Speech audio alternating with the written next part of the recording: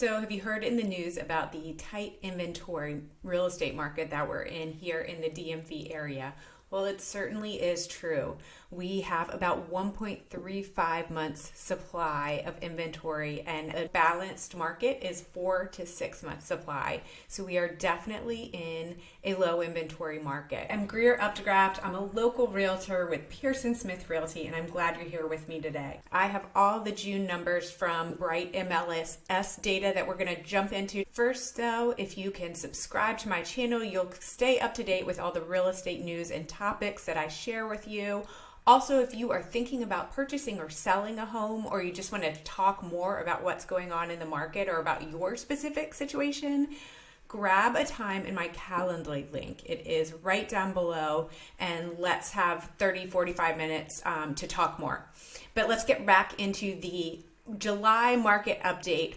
Looking back at June, we saw new listings down about 40% year over year. So that is a significant decrease, and we're also seeing that just month to month. So in June, we saw fewer listings than the month before. Why is this happening? Well, it's because of interest rates. Folks who have low interest rates in their current home aren't wanting to move into a new home and get a new mortgage with a higher interest rate. So rates right now are about in the mid 6s to 7%.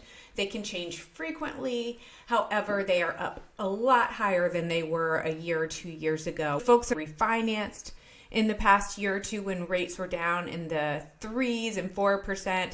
So that's really causing people to hesitate to move into new homes and therefore put their house on the market. So it's really a big challenge for folks who have to move into our area, maybe for a military position or someone who is just a first-time home buyer and is ready to get into the market.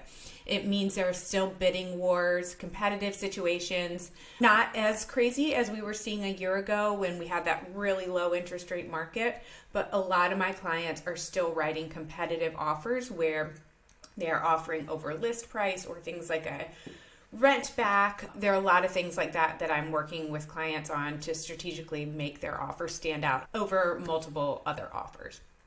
Now, DMV area home prices continue to rise. Home prices in our area ticked up a little under a percentage point year over year. The average home price in the DMV area was just over $696,000. Homes are selling at just a tad over their list price. You see that sale to list price ratio just over 100%, meaning folks are going above listing price in general, but in some areas people are negotiating down. Now, to get into some more specific markets, here in Alexandria, where I live, we are definitely seeing the market on fire. And in June, the median home price in Alexandria soared 15.5%.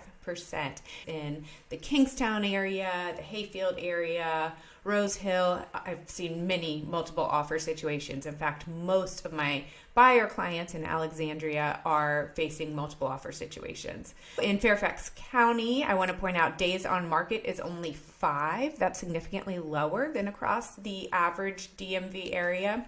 So that means that if you're looking for a home in Fairfax County, you still have to act fast. We're seeing homes come on the market on Thursday and often be under contract by Monday or Tuesday.